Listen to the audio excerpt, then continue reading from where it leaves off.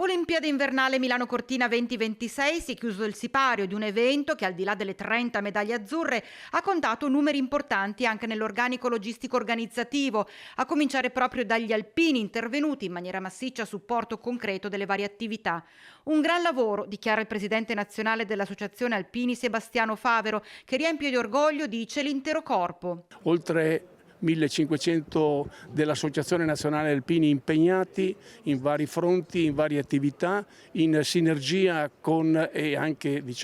in perfetta armonia con la Joint Task Force, cioè la forza prevista dallo Stato Maggiore Difesa a comando tra l'altro alpino, il generale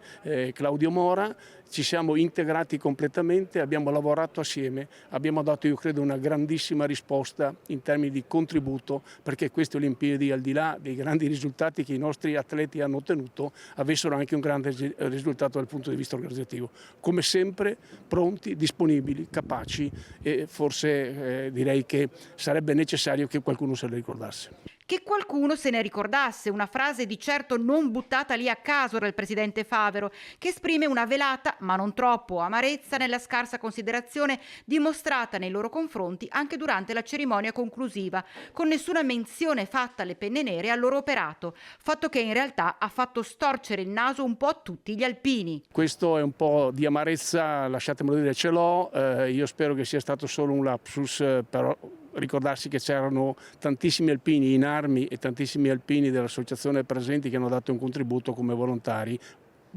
tra l'altro i nostri, voglio ricordarlo, gratuito. Ecco, io credo che forse valeva la pena di ricordarli.